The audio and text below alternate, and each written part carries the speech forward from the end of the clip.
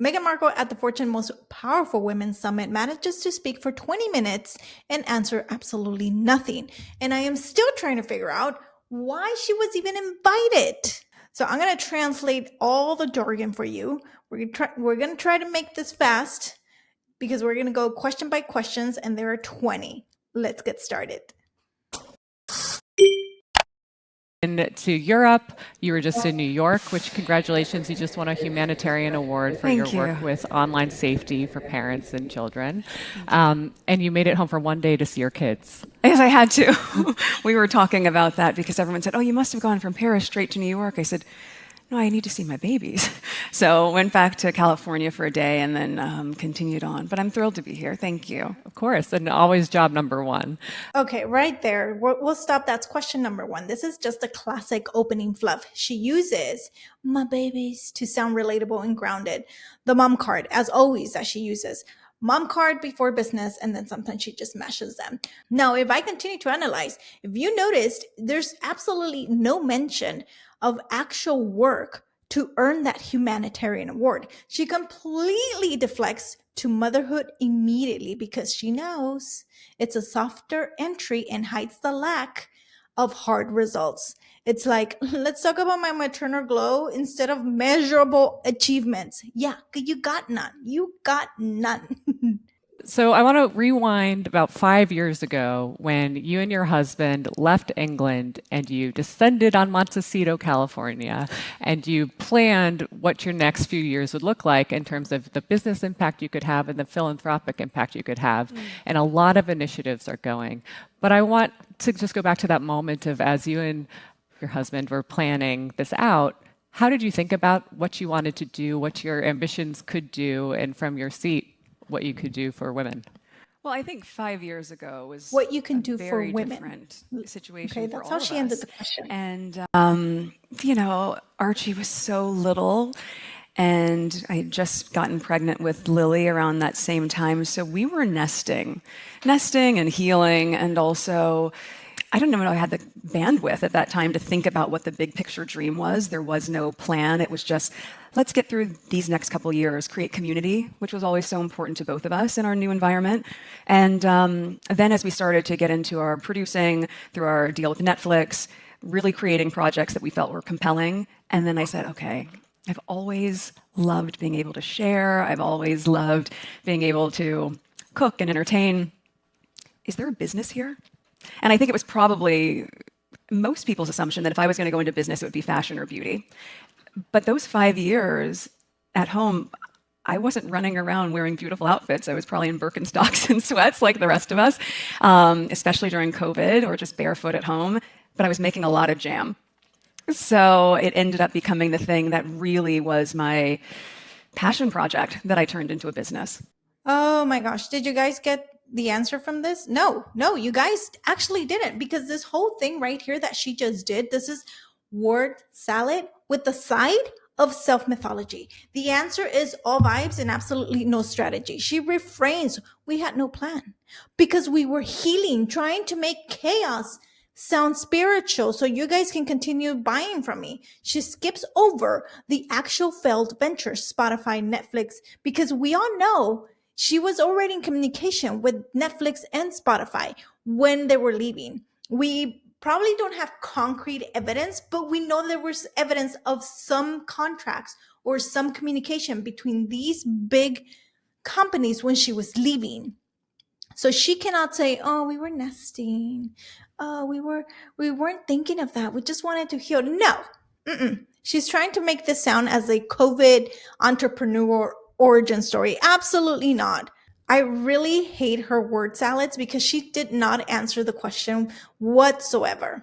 Amazing. And that became As Ever, which you launched about a year and a half ago and went through a rebrand. I'm curious, you had one of your ventures was a podcast called Confessions of a Female Founder. Yes. About a year and so change after launching a company like that. What would your confessions be? Has it been harder than you thought, easier than you thought, more rewarding, harder? What's the takeaway? Well, I think year one for any founder is just a lot of learns. And so we founded As Ever.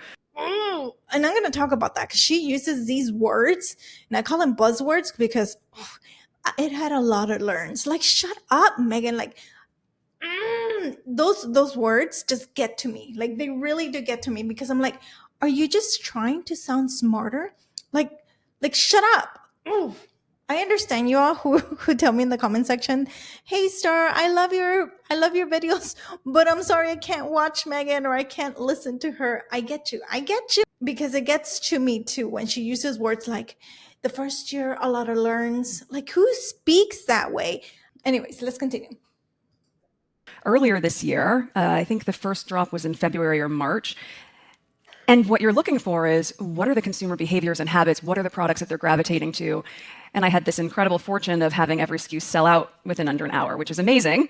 Which is amazing. Oh. Listen to what the interviewer just told her. Right after Megan says, "You don't get to learn a lot." Yes, you do. And I had this incredible fortune of having every SKU sell out within under an hour, which is amazing. And also, you don't learn a lot. She says, and also, you don't learn a lot. And immediately the interviewer says, A lot about inventory management, supply chains, and all the Oh rest my of it. gosh. "What about inventory management, supply chains, and all that stuff?" Excuse me, she's right. When you sell out, I don't care if she had 10 or 15 or 100, you're still going to learn from inventory management, supply chains, or things that you did wrong in inventory, or at least in your website design, or whatever it is in the background. You're going to learn something. Even if you sell 5 items, you're going to learn, "Oh my goodness, the packaging, you know what? It's better we do it this way, or it's faster we do it this way." Or, every time we get an order, we'll start shipping the next day. You learn about all this stuff, regardless of you selling 5 or 500. And so, yes, the interviewer is correct. And Megan right there, she's like, "Haha, I'm going to ignore your truth and your facts," just like she ignores ours by completely doing away and disabling comments. I'm going to rewind this again, because I'm sure a lot of people are not going to talk about this or grab onto this, because this lady is 1000% correct. To. And I had this incredible fortune of having every SKU sell out within under an hour, which is amazing. And also, you don't learn a lot. A lot about inventory management, supply chains, and all the rest Oh my of gosh. it. So then I was doing Confessions of a Female Founder as I was building this. See? And she's like, "Oh my gosh, let me go ahead and talk about Confessions of a Female Founder." Yeah, deflect, Megan. Continue to deflect. This is so annoying when she talks about it, that she sold out in an hour. It's just bragging and trying to make a marketing point, but she has no proof. She has given us no numbers and no transparency. She tries to look relatable, like we're learning inventory, but really she says nothing about profit margins, nothing about logistics, and nothing about scale. It's also a way to dodge, for her, accountability. When you never reveal how much inventory existed and say that you sold out, you could be meaning 40 jars of jam or 400. Translation for me is, we're trying to figure it out as we go, but I want you to think and believe that my brand is a hit. And this is why I'm here sitting down answering questions at this stupid summit, because I still will not reveal, and I'm being invited. She releases no numbers, and they're putting her, what is it called? At the most powerful women summit of 2025. And then it continues, leading a dynamic world. She's living a delusional world.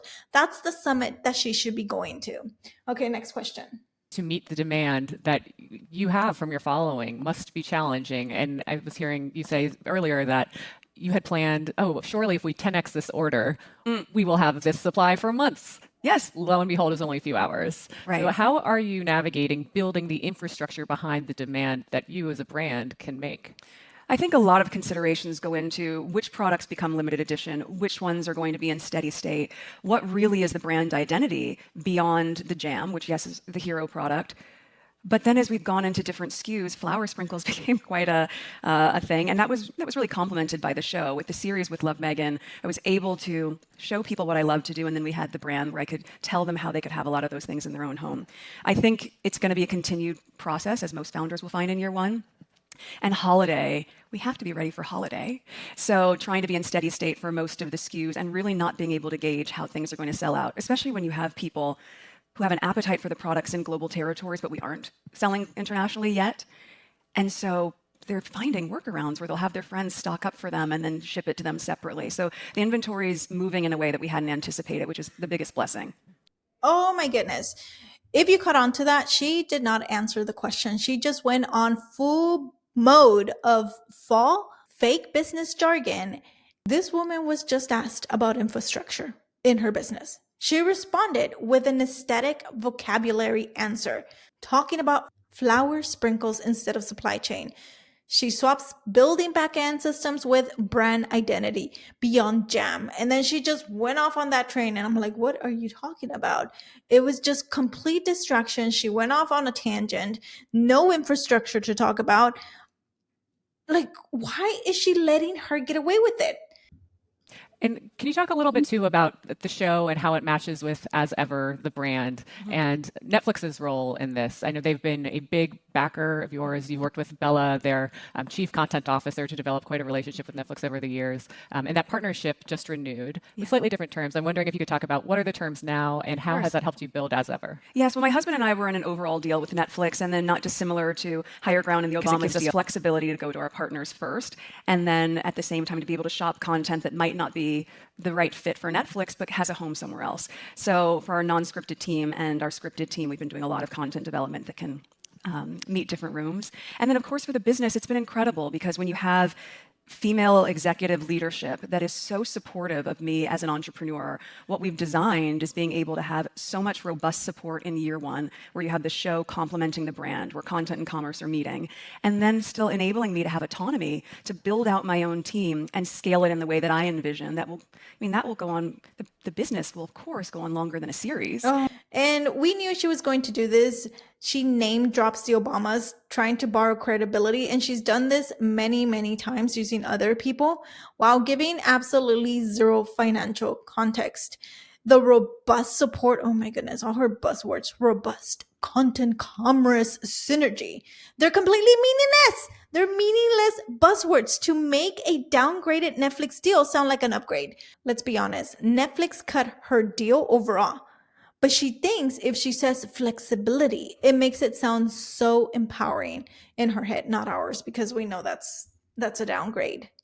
And I think there's a general interest in, will we be seeing a season 3 of With Love, Meghan? Will it be on Netflix? Do we know? Well, the holiday special is coming out in November, and it's a really good one. So I think looking at that format, again, it's a year of learns. So we're able to say 8 episodes for 2 seasons. It's a lot of work. Again, a year learns. And no, she immediately said the holiday special in November, which means no, we're not having a season 3 because my numbers, again, she won't share numbers, but we know her numbers did not make top 10. So there. And having done Suits for 7 years, I remembered what goes into a production. I also recognize how much people want content in different sizes.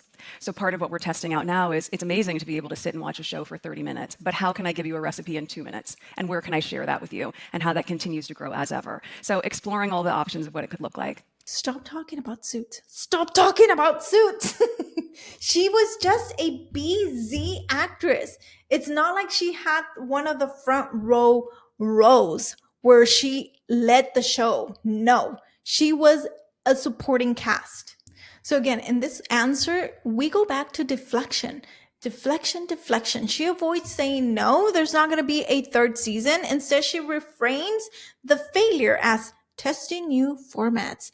This is classic spin, turning a canceled show into a strategic shift. Season 3 isn't happening, but she's pretending that it's a creative decision and that she's going to try different time formats. To me, it really does sound that she might come to YouTube, guys. I don't know. We don't want her here. No. That's great. So the holiday special in November, we'll keep an eye out for that. I do lots of gift wrapping techniques. You guys know I used to teach gift wrapping at PaperSource and advanced gift wrapping. So, all of those things that you do as an auditioning actor, that's not the full circle I was expecting, but here we are. Yeah, you had a lot of odd jobs. Froyo was another one, I believe. Yeah, Humphrey Yogurt, that was my first job. And, when I used to do calligraphy, I used to do it for so many celebrity weddings and for hotels. And that was in between auditions. And I at the time, I don't know why I didn't think to just buy a glove, but you don't want the natural oils from your hands to get on the beautiful paper. So I would just put a white tube sock on my hands, write all these very fancy cards for people. So. Amazing. Well, a long way from the white tube socks on your hands, but we can all appreciate that. Yes. You know, her whole demeanor just gets me really annoyed, because we know that she's just pretending and that she's acting at this point, and she's like, she's putting on that pageantry. There you go. That's the word I was looking for. She treats this like a pageant. Like, I need to make sure that I'm cute. I need to make sure that I look nice, so everybody will believe what I say. And this thing about Humphrey yogurt or whatever, these are all just filler anecdotes that are meant to humanize her after the 20 minutes of jargon that she's talking about, because she knows audiences will respond better if, oh, I once worked in retail too. Meghan is just like me. No, she's not, because because if you and I were offered a $20 million podcast deal, you and I would have worked our butts off. And I know that for sure, because my audience is very, very smart. So I'm curious, as you think about expansion for As Ever, we've talked a little bit about, obviously there's global appeal that you could tap into, and there's also stores. Right now you're direct to consumer. Can we expect to see some of your stuff maybe in like a Target, or where could we physically buy it, do you think, in the next year? Well, I think a retail component is so important, especially in growing a business, but also what I'm really working to convey, and my intention with As Ever, is getting back to things that are tactile, how we connect with each other. You want to put your hands on it. How does it feel? And you can only convey so much of that, obviously, in videos or in e-commerce. So I think my intention would be to have really bespoke, small retail collaborations, do some interesting ones as well in global territories. And then, of course, as you think about scaling, you know, it's a brand that's accessible, but it still has a quality that feels as though it's masstige. And so when we think about larger retailers, I think in the next couple of years, that would make sense. Masstige. I'm telling you, we're going to talk about all these buzzwords at the end, because I'm just thinking, shut up, Meghan. Shut up. I'm going to make a shirt that says, shut up, Meghan. Just shut up.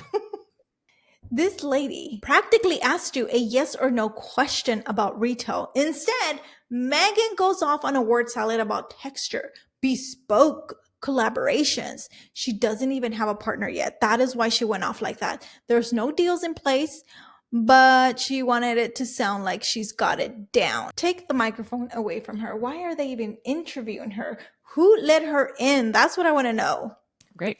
And then I wanted to think about, or talk about how you are using social media to pair content and commerce and promotion. You took a hiatus from Instagram. You came back. January. Ooh, it's changed. You're back. You're in action, but you're not on TikTok. I'm Not curious, yet. will you be going on TikTok? I don't know. I mean, I think, look, I have had a very complicated relationship with social media, as you can probably imagine.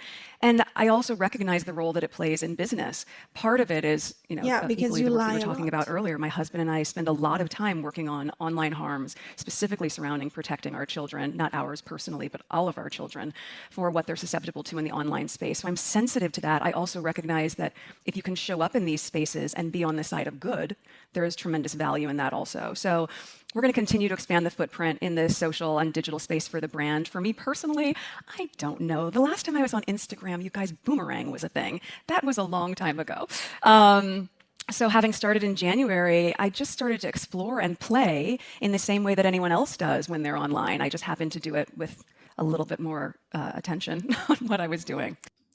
We need to talk about this, because for her, social media is complicated because receipts live forever. She lectures about online harms while simultaneously using social media to sell jam and film her children in pajamas for promotions. It's the ultimate contradiction, and that's why she closes off and disables the comment section, because moral authority meets monetization. She's like, yes, please. Social media is dangerous. Yes, I agree with you. But for Meghan, she's like, unless it's profitable for me. So yeah, the relationship with social media that she has is complicated because screenshots are forever, and her buzzwords age like milk. If you really want a community, turn the comments on. If you really want credibility, turn the numbers in. Whew. Next. And I'm curious, as you are, founders always have to look for signals in what's working, what's not working, how do I tinker, how do I pivot? How are you able to decipher out like the constructive from obviously the not constructive that you need to ignore? Well, there are certain things that I've done just for my own self-preservation, but also that I've applied to the brand and for the people that are incredibly supportive. I know, the question can be around naysayers, but if you really see the groundswell of support that surrounds the brand and me, that's what I feel the most, and that's what I appreciate. But by design, I also recognize that a lot of those people aren't going to my page to see negativity. And so not just protecting myself or the people that work with me, but also the supporters. So I don't have the comment section on. That's a choice. And yet part of that challenge that I was trying to solve for was, then how do I create community? That is so key to this brand, and it's so key to how I like to show up in the world. How do we actually connect if you can't have comments and exchange? So my social media manager would send me screen grabs of different things that people were posting in their UGC, and I said, okay, what am I going to do here? They said, you could do a text overlay and respond. And I said, oh no, in the same way that on my own camera roll at home, I'll zoom in and I can scribble a little note and send it to a friend. I've just started this construct where I will start writing in my handwriting a note to users who put up content. So I said, let's find small and creative ways to engage the community and let them know that I'm listening, that I really see and appreciate their feedback. So I think a lot of it is just designing what works best for you while also being really cognizant of what is going to help grow the business with an intentional and authentic point of view. And that's what I'm constantly working to try to achieve. She's not growing the business. The business has flatlined in my point of view. Like what I see is that her business flatlined. But I don't know. She's not giving out numbers. I'm just saying it from like over here. Sorry. I think it's so hard, the whole online experience. And we were talking also backstage about a study that I don't know how many of you saw this in the FT over the weekend. They were showing have we possibly reached peak social media as of 2022. And there's definitely charts that show, yes, engagement time across social platforms has gone down, and it's being led by younger generations. And so I think that's like a really interesting trend to pick up on. And as a print publication at our heart, I'm very encouraged by the trend of going a little bit back. And I'm curious what you think about other formats that are not digital. Have you considered a cookbook? Could we expect that in the future? Maybe a magazine? What do you think?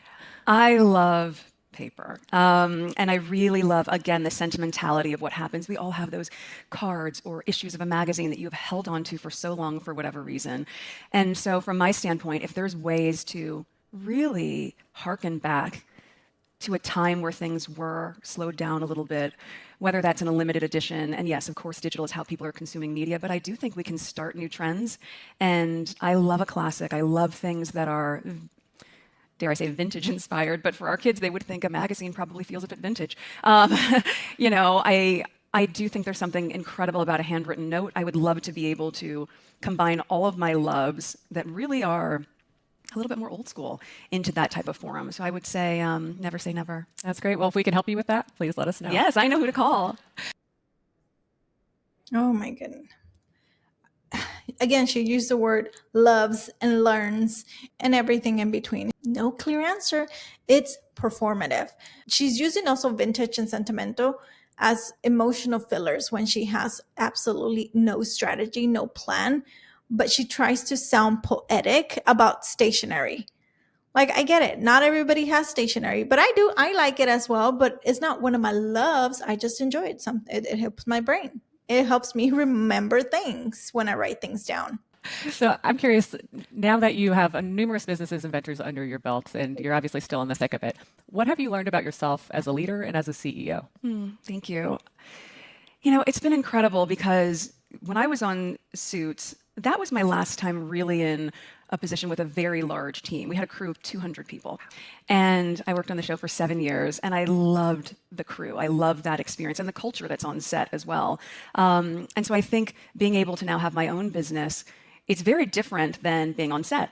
And even the set with Love Meghan, that's a crew of 80 people. It's still a very large crew.